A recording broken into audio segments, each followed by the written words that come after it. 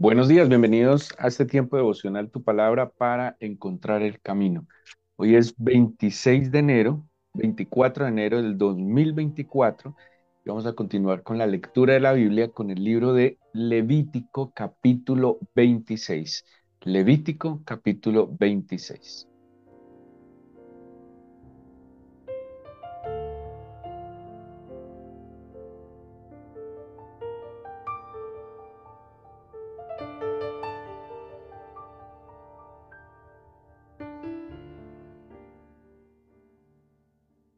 El libro de Levítico nos trae hoy un paralelo, un comparativo, que lo vamos a encontrar en otros textos de la Biblia, eh, donde el el Señor pues trata de mostrarnos a nosotros siempre el camino y las consecuencias de la decisión que cada uno de nosotros toma, ¿sí? Como un buen padre, el Señor trata de mostrarnos siempre el efecto y las consecuencias de las decisiones. Todas las decisiones tienen efectos, tienen consecuencias.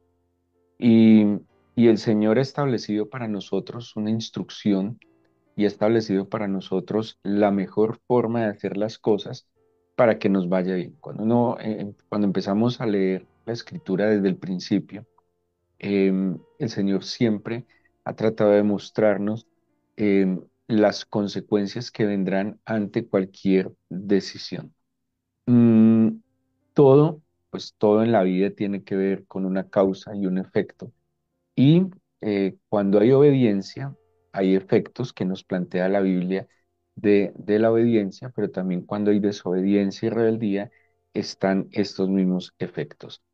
El Señor ha prometido que hay promesas de bendición para la obediencia. No quiere decir que las cosas siempre tengan que salir como yo quiero, porque ese como yo quiero a veces puede ser incluso un poco caprichoso, sino que las cosas deben salir como deben salir, ¿sí? Y esa es la bendición de la obediencia. No que las cosas salgan como yo quiero, cuando yo quiero, como a mí me gusta, como se me antoja, sino que las cosas salgan como deben salir. Y esa es la bendición, ¿sí? Tal vez nuestro corazón tiende a ser un poco caprichoso y egoísta y quisiéramos todo en nuestros tiempos, bajo nuestros esquemas, bajo nuestras formas, pero las cosas se dan y se deben dar como conviene. Y esa es la bendición y esa es la sabiduría del Señor, que Él sabe, conoce, discierne, tiene claridad de todas las cosas y que lo que Él plantea para nosotros siempre será más conveniente, ¿sí? Y en este capítulo 26, eh, que pueden también compararlo, por ejemplo, a Deuteronomio 28 o a Deuteronomio 30, que son como los últimos escritos de Moisés, donde Moisés claramente trata de poner delante del pueblo de Israel estas dos opciones, ¿sí?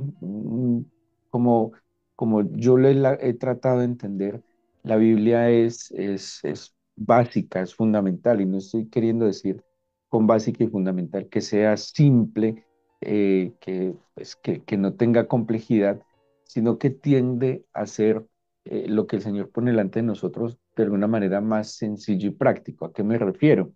A que o es bueno o es malo.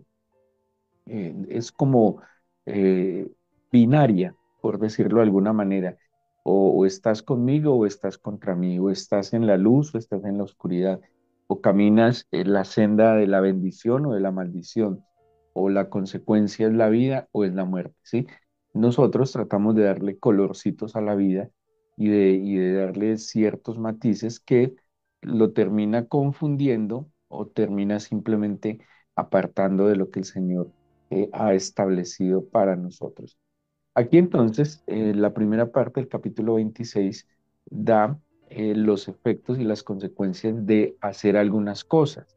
Lo primero, que va de la mano de los mandamientos. Aquí en estos días estudiábamos los 10 mandamientos que estaban en Éxodo 20 y hablábamos que estos mandamientos son inquebrantables, ¿sí? Son innegociables. Esto es lo que el Señor ha establecido y esto de ninguna manera ni fue anulado ni abolido por la venida del Señor Jesús. Y eh, por decirlo de alguna manera, estos mandamientos son de estricto cumplimiento, ¿sí?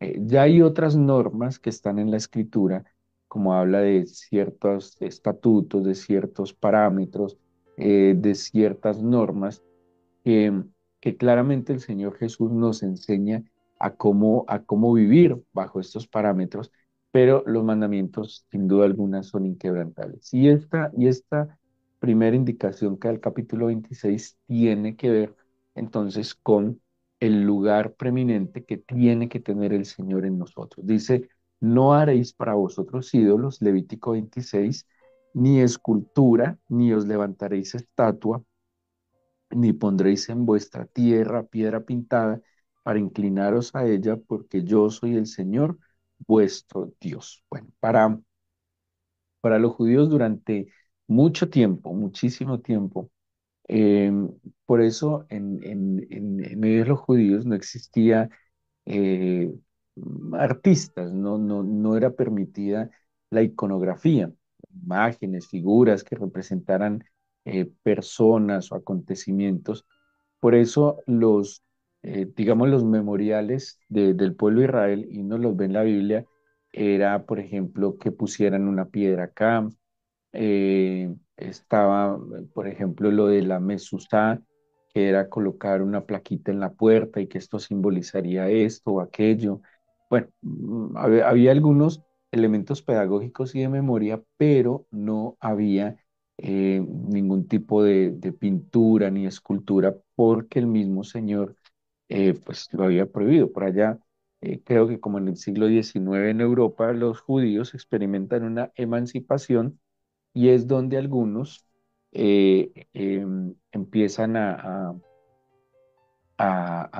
generar arte, ¿sí? Pintura, escultura, y hay algunos muy famosos, porque durante toda su vida para ellos era infringir los mandamientos del Señor el hacer cualquier tipo de imagen, aún fuese de la creación, aún fuese de un animal o una representación de Dios incluso. ¿Por qué? Pues porque la fe se fundamenta no en lo que vemos, sino en lo que oímos, ¿sí?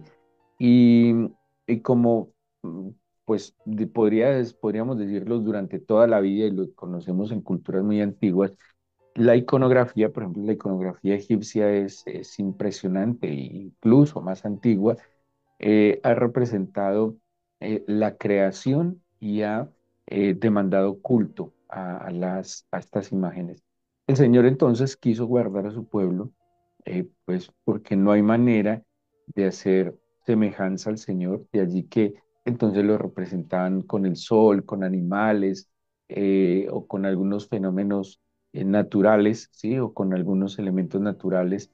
Y el Señor fue muy celoso llevándonos a que la vida de fe no es entonces por lo que vemos o por lo que palpamos, sino por lo que escuchamos, ¿sí? El ser humano entonces ha tratado lastimosamente de hacer semejanza de hombre. Eso es idolatría, ¿sí?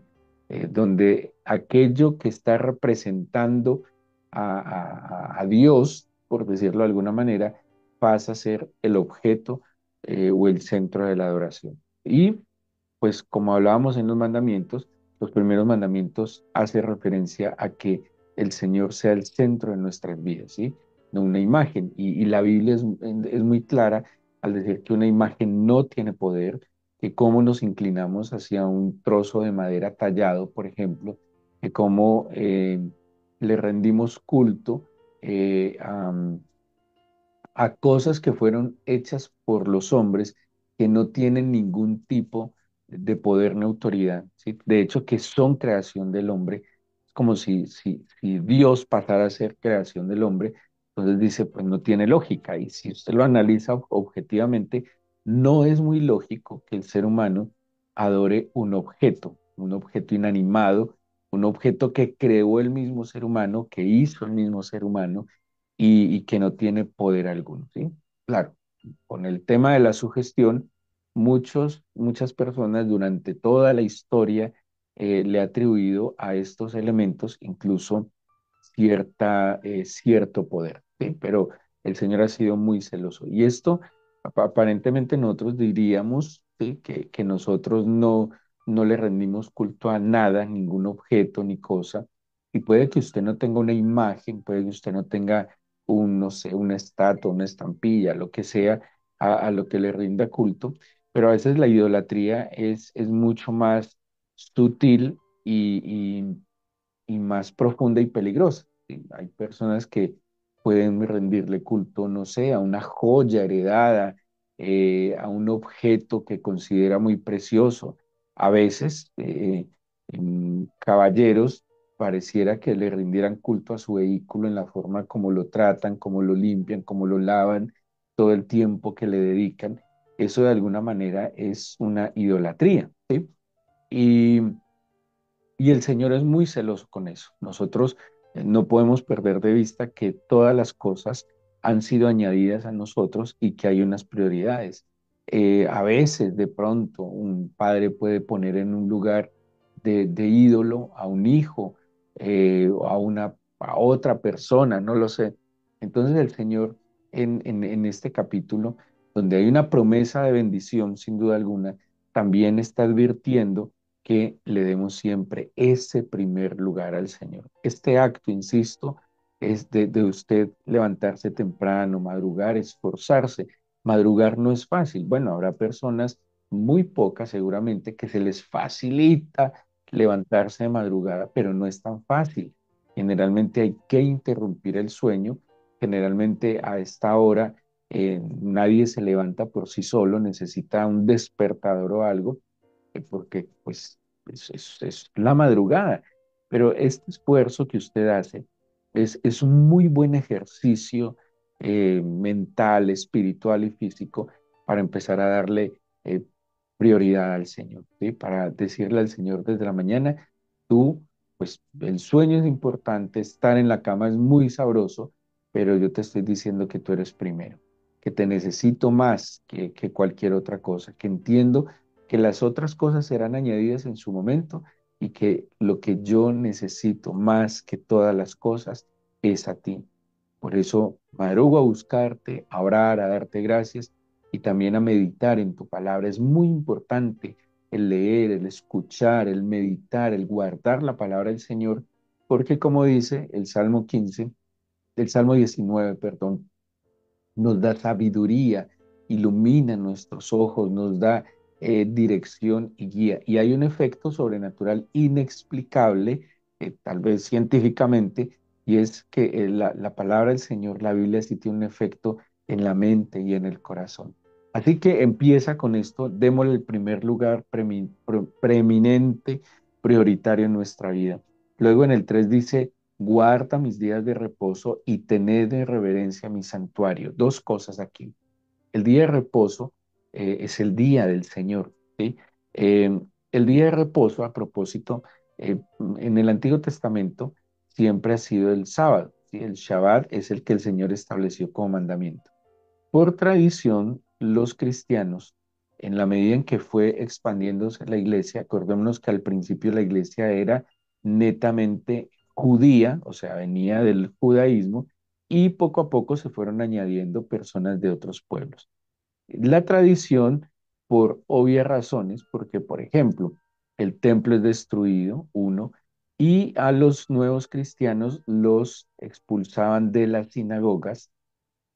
Al principio los cristianos, pues que eran judíos, su culto era normal en la sinagoga y en el templo. En la medida en que ellos fueron perdiendo espacio, uno, porque el templo es destruido, dos, porque les limitaban o los sacaban de las sinagogas, ellos empezaron a tener su culto en las casas, ¿sí?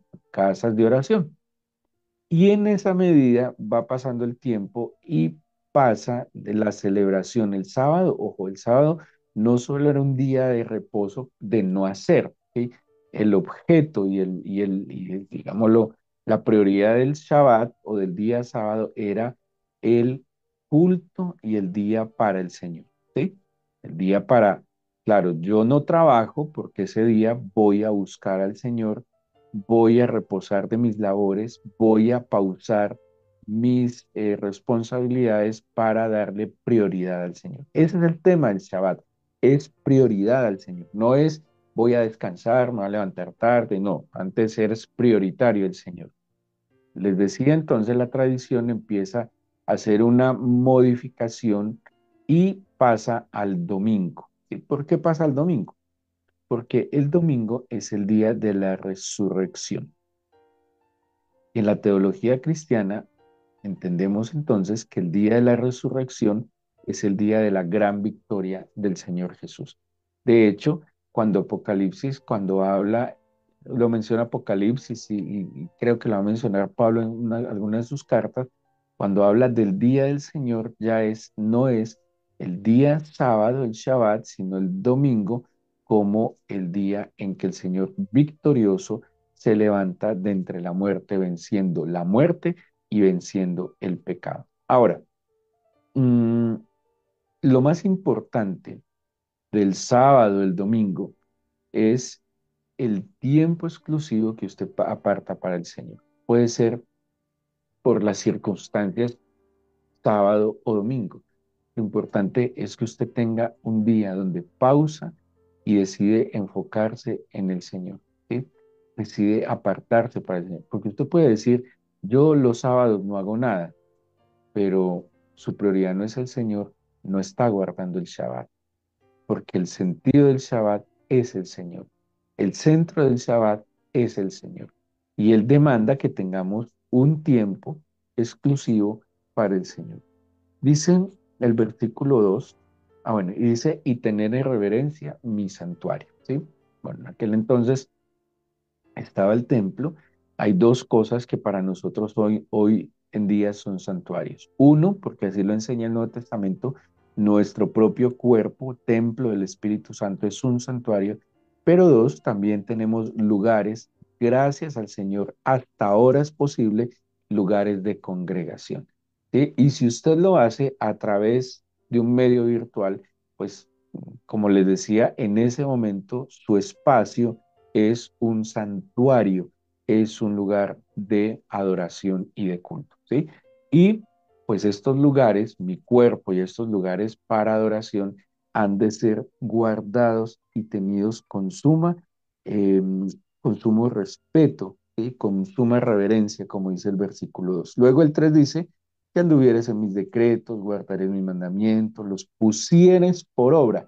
Ahí está el éxito también, ¿sí? No solo en oír y guardar, así lo dice Deuteronomio 28:1, si oyereis atentamente la voz del Señor tu Dios, si guardareis en tu corazón todo lo que Él ha prescrito, y obedecieres y pusieras por obra, dice así.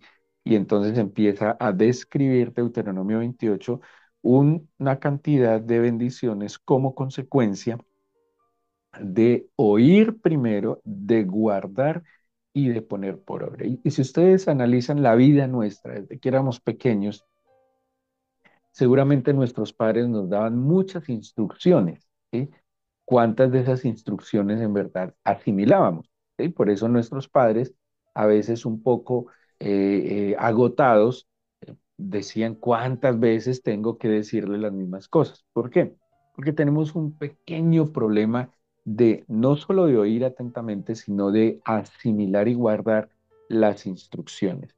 Y el paso siguiente tampoco ha sido tan fácil y es poner por obra. Pero yo estoy seguro que en la medida en que más escuchemos la palabra del Señor, en que más seamos instruidos, en la medida en que usemos más sentidos y más elementos para escuchar los principios del Señor, es más posible que podamos guardarlos y ponerlos por obra. La bendición no está solo en oír, la bendición está en que los guardemos y para guardarlos, una idea, para no poder guardar una idea, un pensamiento, un concepto, un principio, se deben entender. Es muy difícil asimilar algo que no se entiende. Por eso la palabra del Señor nos exhorta en Jeremías a que hagamos un ejercicio mental de conocer, de comprender. Eh, sí hay que usar la razón para la comprensión de la escritura. Y cuando nosotros comprendemos las cosas, seguro que las podemos guardar más en el corazón. Es muy difícil. Por ejemplo, en el estudio, cuando hemos sido estudiantes, es muy difícil tener, digamos, memorizar algo si no se entiende. Y lo que se memoriza que no se entiende se olvida fácilmente, ¿sí? Por eso este ejercicio de ir todos los días a la escritura, en la medida en que usted va avanzando, es bueno que tenga otras herramientas, lo hemos dicho mucho, un diccionario bíblico, un comentario bíblico, Biblias con Biblias de estudio, eh, herramientas que le van a ayudar a usted a comprender, a hacer estudios bíblicos, seminarios bíblicos que le ayuden a tener una mejor comprensión de todo el texto. ¿Y qué dice la Biblia? Pues el Señor dará bendición. En el caso de los judíos, cuando habla de la lluvia en su tiempo, es un elemento fundamental porque ellos iban a morar en medio del desierto. ¿Sí? No sé, tal vez 90% desierto sería el pueblo de Israel, pues la tierra prometida. No tendrían un Nilo, porque el Nilo es un río enorme. Ellos tendrían el Jordán, que no es tan enorme, pues es incomparable el Nilo con el Jordán. Así que dependían literalmente de las lluvias. La lluvia era un factor determinante de bendición. Que no viniera lluvia, acuérdense la historia, por ejemplo, en la época de Elías con Acab, cuando no había lluvia, era un serio problema de supervivencia. En la época de Elías dice que por 3 años no llovió. Y en Israel ha habido épocas que puede pasar un año entero sin una gota de lluvia, ¿sí? Entonces, la lluvia en su tiempo, porque también, o sea, la lluvia debe ser en un tiempo preciso y es una bendición porque el exceso de lluvia en otro tiempo puede dañar el fruto, como la escasez de lluvia en el tiempo necesario también puede dañar el fruto. La pertinencia del Señor y a mí, el tema de la lluvia temprana, tardía, siempre pues, o hace tiempo me ha impactado mucho en entender la pertinencia del Señor. El Señor es pertinente, es oportuno, es adecuado, él sabe los momentos exactos. Nosotros no los discernimos muy bien. Nosotros solemos desesperarnos un poco en los tiempos, pero el Señor lo tiene muy claro.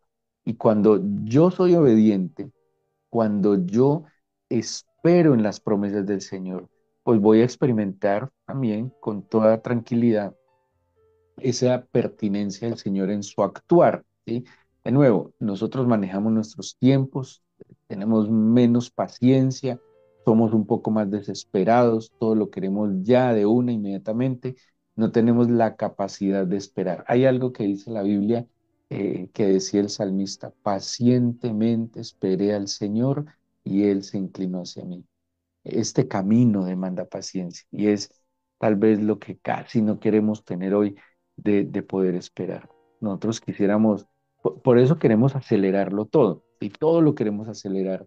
No queremos que la planta de fruto en lo que debe esperar, no sé, 18 meses, queremos acelerarlo con procesos, todo lo queremos hacer.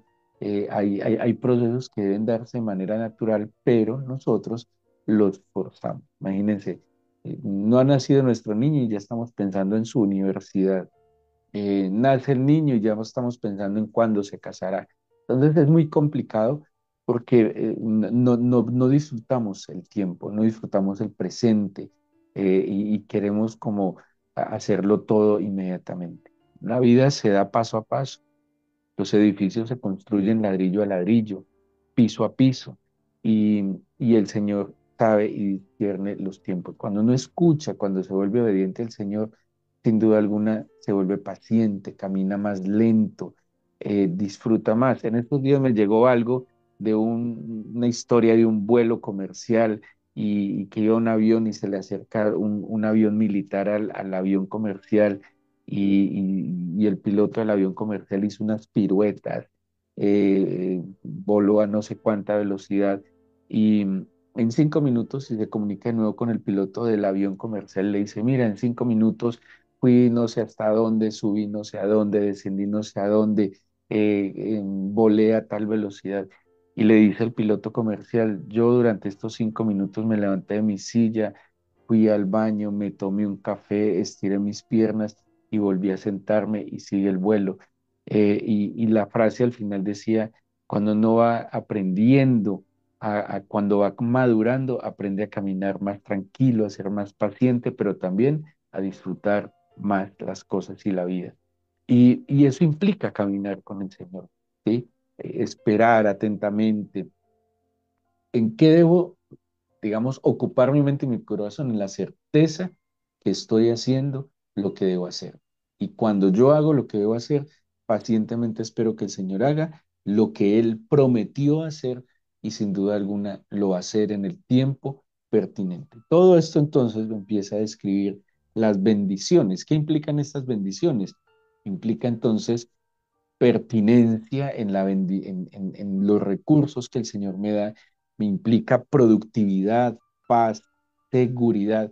Y algo muy importante que dice el versículo 11 y 12, dice, pondré mi morada en medio de vosotros, y dice el 12 y andar entre vosotros, y es su presencia. Cuando yo escucho, guardo, pongo por obra, el Señor entonces en su tiempo, en el momento adecuado, me da su bendición, pero también el Señor me da su provisión, el Señor me da su protección, dándome paz, seguridad y su presencia. El versículo 14 plantea lo opuesto, ¿sí? Cuando yo no oigo, cuando yo no hago lo que Él me pide, lo que Él me manda, pues obviamente también vienen unas consecuencias.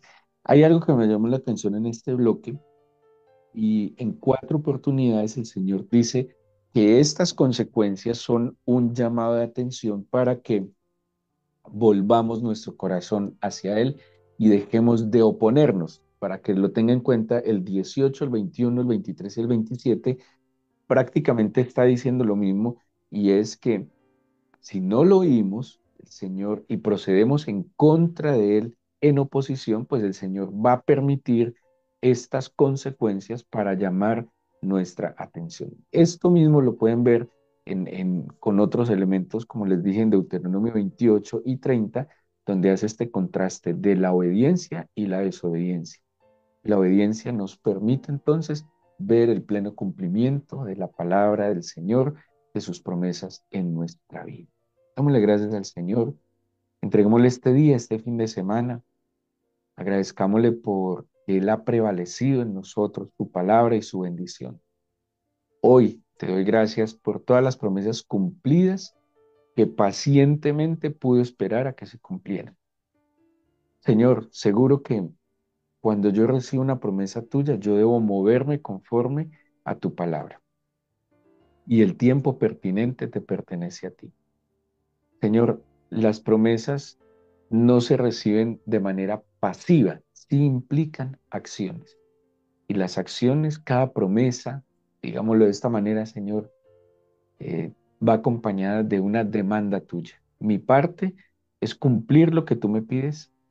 Tu parte en el momento pertinente es eh, el cumplimiento de tu palabra, Señor.